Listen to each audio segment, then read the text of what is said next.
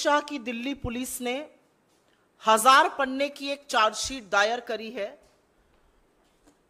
यौन शोषण के गंभीर आरोपों में घिरे हुए ब्रजभूषण शरण सिंह के खिलाफ। भाजपा के बाहुबली नेता, रेसलिंग फेडरेशन के चीफ, भारतीय जनता पार्टी के सांसद अमित शाह की आंखों के तारे।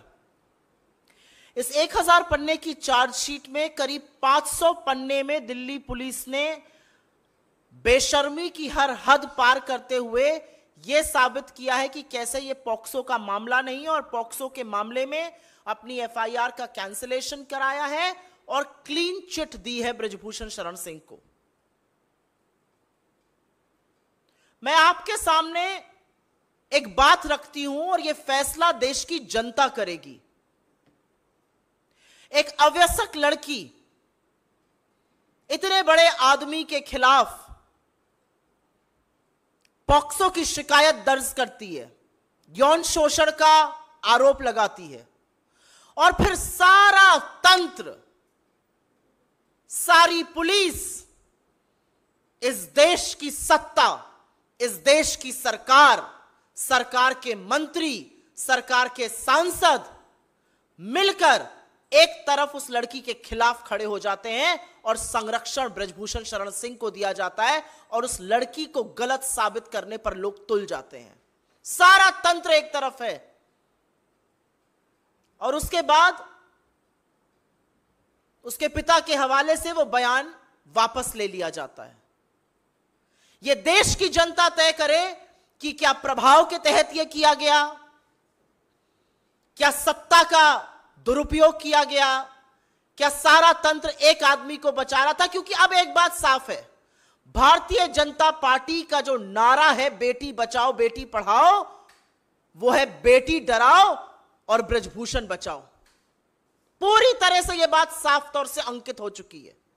मैं आपसे पूछना चाहती हूं, पॉक्सो का जब गंभीर आरोप किसी के खिलाफ लगता है तो तुरंत कार्रवाई की मांग होती है और वो कार्रवाई होती है तुरंत हिरासत में लिया जाए।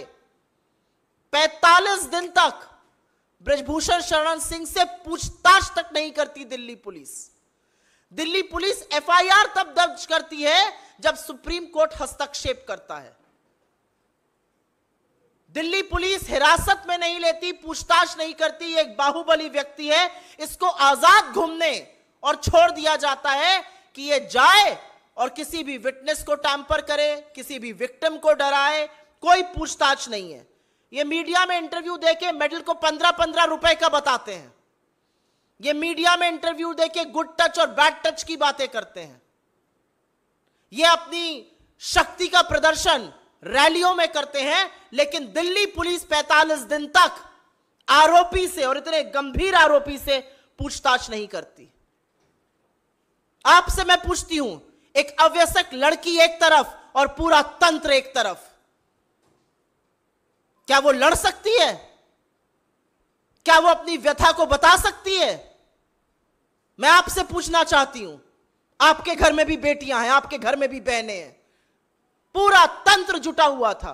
आज चार्जशीट फाइल होती है, लेकिन खेलकूद के मंत्री ने तो पहले ही भविष्यवाणी कर दी थी कि 15 तारीख तक चार्जशीट फाइल हो जाएगी। क्यों?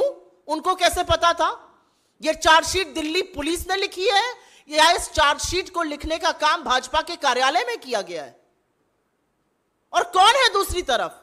इस देश की वो बेटियां जिन्होंने आपका मान बढ़ाया, जिनके साथ फोटो खिंचाते वक्त थकते नहीं थे मोदी जी, जिनको अपने घर की महिला लड़कियां बताते थे। 50 दिन से ऊपर हो गया, एक शब्द इस देश के प्रधानमंत्री से नहीं फूटा। यह अलग बात है कि उन बेटियों का अपमान, उन बेटियों के चरित्र पर सवाल उठाने का काम भाजपा के लोगों ने, इनके इकोसिस्टम ने किया और मोदी जी चुप रहे और मोदी जी संरक्षण देते रहे। लेकिन यह पहली बार नहीं हुआ है और यह अंतिम बार भी नहीं होगा। भारतीय जनता पार्टी हर बार संरक्षण आरोपी को, बलात्कारी को, जो यौन शोषण करता है उसी को देती है। याद है ना कुलदीप सिंह सेंगर, याद है चिन्मयानंद, याद है लखीमपुर का चीरहरण, याद है आपको अंकिता उत्तराखंड की, याद है आपको हाथरस की गुड़िया। हर बार संरक्षण आरोपी को दिया जाता है, हर बार संरक्षण दरिंदे को दिया जाता है, हर बार बेटियों के खिलाफ खड़े होने का काम भारतीय जनता पार्टी, मोदी सरकार और खुद इस देश के प्रधानमंत्री नरेंद्र मोदी करते हैं। यह एक स्क्रिप्ट है, ये चिर परिचित अंदाज में हर बार संरक्षण आरोपी का होगा, बचाया आरोपी को जाएगा, झोंका भट्टी में देश की बेटियों को जाएगा। हम आशा करते हैं और हमें विश्वास है कि इस देश की न्यायपालिका, इस देश के कोर्ट इसका संज्ञान लेंगे। कैसे 164 का मजिस्ट्रेट के सामने हुआ बयान बदला गया, वो बदला उस दौर में गया जब आरोपी उन्मुक्त रूप से बाहर घूम रहा था। उसने क्या प्रभाव किसी पर डाला हमें नहीं पता है, लेकिन यह वही दिल्ली पुलिस है जिसने बिना वक्त गवाए, जिसने बिना वक्त जाया किए क्लीन चिट दे दी इस पूरे मामले में। तो फैसला अब इस देश को करना है, फैसला न्यायपालिका को करना है और हम आशा करते हैं, हमें विश्वास है कि कानून में, इस देश के न्यायालयों में अभी न्याय जिंदा है और इन बेटियों को और खासतौर से उस अवैसक बेटी को जरूर न्याय मिलेगा। लेकिन सरकार से हर तरह की उम्मीद इस देश की बेटियां छोड़ दें, क्योंकि अगर सरकार के किसी नुमाइंदे के खिलाफ आप खड़े हैं तो आपके खिलाफ पूरी सरकार, पूरा तंत्र, निरंकुश पुलिस, इस देश की एजेंसियां, इस देश के सांसद, इस देश के मंत्री और इस देश का प्रधानमंत्री खड़ा मिलेगा आपको। अगर आपके इस पर कुछ सवाल हो तो हम जरूर उसको लेना चाहेंगे। I will actually briefly make a statement in English on this. Just a little while back, the Delhi police has filed a 1,000 pages charge sheet against Brijbhushan Sharan Singh. Over 500 pages of that charge sheet are dedicated to how a clean chit has been given to him, and the whole case under POCSO has been withdrawn. The law of POCSO says that the moment a case is filed, the perpetrator, the supposed perpetrator of that crime, has to be arrested because he should not tamper witnesses, he should not intimidate victims.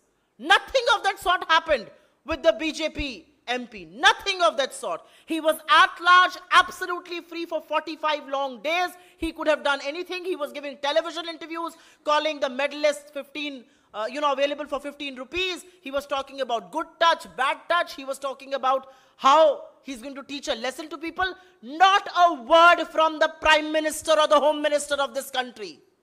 The same Delhi police that took a month to file an FIR in the first place and had to do so after the Supreme Court's intervention was very quick to give a clean chit. But the reality is that when you have a man as strong and as powerful as Brijbhushan Sharan Singh and the entire government, the entire system, the agencies, the police, the MPs, the ministers all standing with him, what chance does a minor girl have to seek justice? That's a question people of this country and all of you should answer today. I also think it's a pattern, it's a script. Whenever there is a crime against women, whenever, the BJP will always be found standing with the perpetrator of the crime and never with the girl.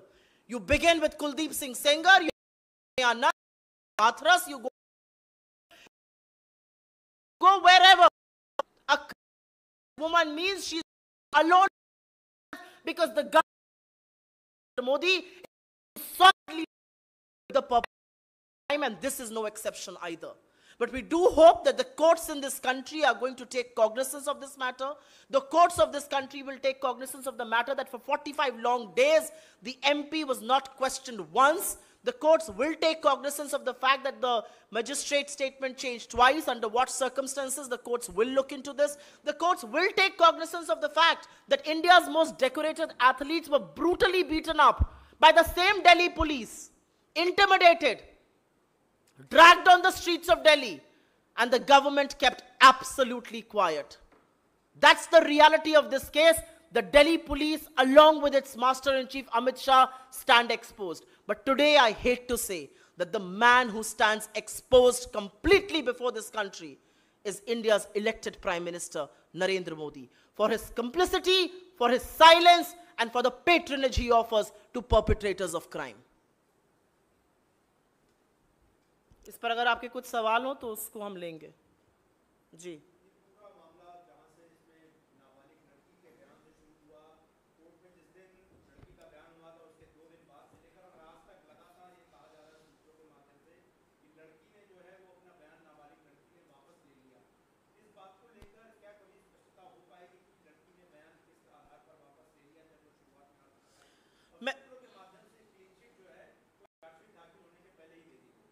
ये सूत्र कौन है और ये सूत्र किसके लिए काम करते हैं? ये सूत्र भारतीय जनता पार्टी के कार्यालय में बैठे हुए लोग हैं, पीएमओ में कार्यरत लोग हैं। ये सूत्र कौन है मैं जानना चाहती हूं। ये सूत्रों ने तो 15 दिन पहले ही कह दिया था कि कोई मामला ही नहीं है ब्रजभूषण शरण सिंह के खिलाफ। यह अलग बात है कि जब मीडिया ने उठाया तो दिल्ली पुलिस को उसका खंडन करना पड़ा। आज दिल्ली पुलिस ने फिर वही कर दिखाया। ये सूत्र कौन है? ये किसके लिए काम करते हैं? क्या ये वही सूत्र हैं जो भविष्यवाणी कर देते हैं कि 15 तारीख को चार्जशीट दायर होगी? दिल्ली पुलिस इस देश के खेलकूद मंत्री को रिपोर्ट करती है क्या? कैसे पता था उन्हें? कहां से उनके पास डेट आई थी? दिल्ली पुलिस एक स्वतंत्र कानून व्यवस्था बनाने वाली पुलिस है या अनुराग ठाकुर के ऑफिस में बैठकर एफआईआर लिखने वाली या चार्जशीट लिखने वाली पुलिस है? कौन है ये सूत्र? और आप गलत हैं, मैं आपकी इस बात का खंडन करती हूं। यह मामला बेटी के बयान से नहीं, यह मामला 17 अगस्त 2021 से शुरू हुआ था, जब विनेश फोगाट ने इस देश के प्रधानमंत्री को यौन शोषण के मामलों के बारे में अवगत कराया था और प्रधानमंत्री ने कहा था आपकी बात सुनी जाएगी, कार्यवाही होगी और आपके पास खेलकूद मंत्रालय से फोन आएगा। वो आज भी उस फोन का इंतजार कर रही है। 17 अगस्त 2021 को इस देश के प्रधानमंत्री को पॉक्सो की शिकायत, यौन शोषण के मामले के बारे में पता था। प्रधानमंत्री क्यों चुप रहे? क्यों दिल्ली पुलिस प्रधानमंत्री से पूछताछ करने नहीं गई जब पॉक्सो का मामला दायर हुआ? क्योंकि पॉक्सो का कानून यह कहता है और साफ तौर से यह कहता है कि अगर आपको पॉक्सो के मामले में कुछ पता चला है तो आपके साथ भी उतनी ही छानबीन होगी जितनी परपेट्रेटर ऑफ क्राइम, जितनी आरोपी के खिलाफ। तो ये मत बोलिए ये मामला इन लड़कियों ने शुरू किया। ये मामला 2021 अगस्त में प्रधानमंत्री को के संज्ञान में जब ये लाया गया तभी से शुरू हो गया था। और आज लगभग 2 साल बाद प्रधानमंत्री ने चुप्पी अपनी तोड़ी नहीं है और कार्यवाही हुई नहीं है।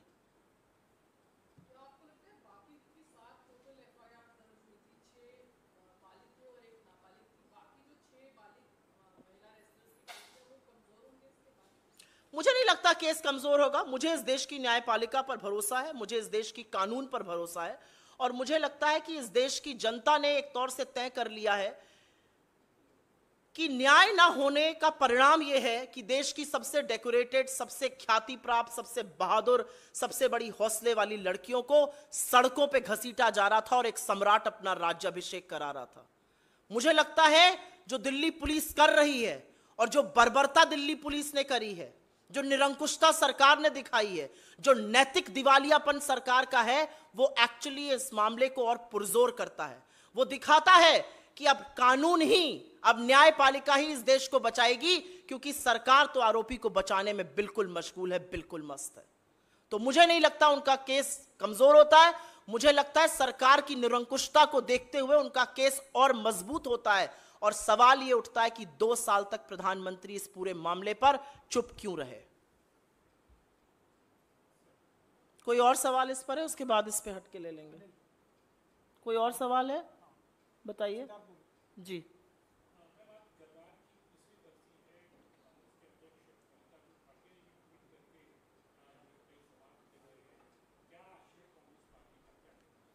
मैं सबसे पहले तो यह कहना चाहती हूं कि ठीक 3 साल पहले हमारे देश की सरहद, हमारी भूभागीय अखंडता की रक्षा करते हुए 20 जांबाजों ने वो सर्वोच्च बलिदान दिया जिसके लिए पूरा देश कृतज्ञ है, जिसके लिए उनका नमन है। और उन 20 जांबाजों की शहादत के बाद आज उनके परिवार, आज उनका देश सच जानना चाहता है, क्योंकि उनकी शहादत के 4 दिन बाद इस देश के प्रधानमंत्री ने बिना पलक झपकाए पूरे देश के सामने यह झूठ बोला था कि कोई घुसा हुआ नहीं है, और उसका खामियाजा हम आज तक भुगत रहे हैं। आज भी कोर कमांडर लेवल की जो टॉक्स होती हैं उसमें कितनी बड़ी विडंबना है कि चीन का पीएलए वही भाषा बोलता है जो देश का प्रधानमंत्री बोलता है कि कोई घुसा हुआ नहीं है। और ये हम नहीं, ये आपके देश का प्रधानमंत्री कह रहा है। पिछले 3 सालों में, ठीक 3 साल हो गए, और पिछले 3 सालों में हमें सबक सिखाना था चीन को। हमने क्या किया? हमने चीन के साथ अपना व्यापार सबसे ज्यादा बढ़ा लिया। चीन हमारा सबसे बड़ा ट्रेडिंग पार्टनर पिछले 3 सालों से बना हुआ है। चीन के साथ हमारा व्यापार घाटा $100 बिलियन से हो गया, और देश की आंखों में धूल झोंकी जाती रही कोई ऐप बैन कर कर। यह है आपका न्याय, यह है आपका न्याय संगत होना, यह है आपका लाल आंख दिखाना। गलवान की शहादत के बाद जब पहली बार नरेंद्र मोदी और शी जिनपिंग एक सामने आए, वो बाली में था। खाने की थाली छोड़कर लाल आंख दिखाने के बजाय लाल शर्ट पहनकर जी हजूरी करने लगे। चीन हमारे साथ, हमारे जवानों के साथ, जाबाजों के साथ यह हौसला रखता है करने का, क्योंकि देश का प्रधानमंत्री झूले झूल रहा था और शहनाई सुन रहा था। चीन का पीएलए वो भाषा बोलता है जो देश का प्रधानमंत्री बोलता है। इस देश की सेना का शौर्य और पराक्रम तो वो है कि उन्होंने पाकिस्तान जैसे देश के 2 टुकड़े करके विश्व का भूगोल बदला है। उन्होंने चीन को बार बार सबक सिखाया है। उस सेना के शौर्य और पराक्रम के आगे हम सब नतमस्तक हैं। लेकिन सेना के हाथ क्यों बांधे जा रहे हैं? 65 में से आज 26 पेट्रोलिंग पॉइंट से सेना को पीछे क्यों किया गया है? क्यों बफर जोन बनाया गया है? क्यों अमेरिका का राजदूत कहता है कि जब भी हम मामला उठाने की बात करते हैं, India doesn't want to poke China in the eye? क्यों हमारा स्टेटस को एंटे अप्रैल 2020 की यथावत स्थिति अभी तक वापस मेंटेन क्यों नहीं हुई है? 3 साल हो गए इस मामले को।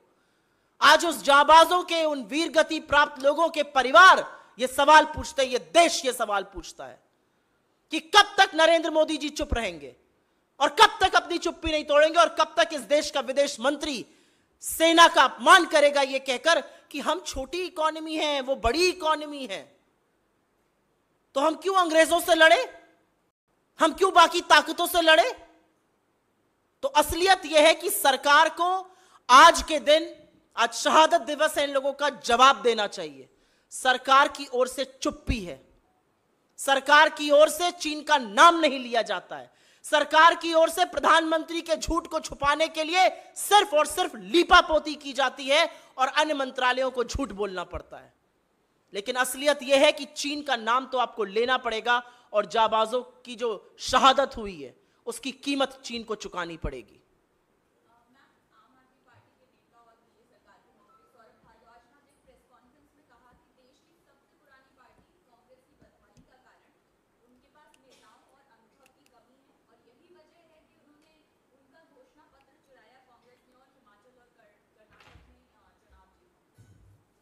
आपको लगता है कि उनके इस मूर्खतापूर्ण बयान का मुझे जवाब भी देना चाहिए? चोरी कौन कर रहा था शराब घोटाले में, ये पूरी दुनिया जानती है। जब वो चोरी कर रहे थे तो कांग्रेस पार्टी ही सजग होकर बता रही थी कि चोरों को पकड़ो। भारतीय जनता पार्टी के 8 विधायक और 7 एमपी तो आराम से चद्दर लपेट कर सो रहे थे। तो असलियत यह है कि ये सब कौन कहां मिला हुआ है ये सबको पता है। इन मूर्खतापूर्ण बयानों का जवाब देकर मैं उसको लेजिटिमेसी तक नहीं दूंगी। यह असलियत है कि इस देश में जहां कांग्रेस की सरकारें हैं वहां पर जो हमने जनता से वादा किया था उसको पूरा किया है। चाहे वो राजस्थान, छत्तीसगढ़, हिमाचल में ओपीएस हो, चाहे वो कर्नाटका में 200 यूनिट बिजली के मुफ्त हो, फ्री बस सेवा हो, चाहे वो राजस्थान में देश की सबसे बड़ी हेल्थ स्कीम हो, चाहे वो छत्तीसगढ़ की न्याय स्कीम हो। ये किस तरह की बातें करते हैं? क्या किया है इन्होंने? पंजाब की आज क्या कानून व्यवस्था की स्थिति है ये चिंताजनक है। उसके बारे में थोड़ा जवाब दें और इधर उधर विज्ञापन पर पैसा खर्च करना बंद करें। No, I am just going to speak on this. Thank you. Thanks a lot.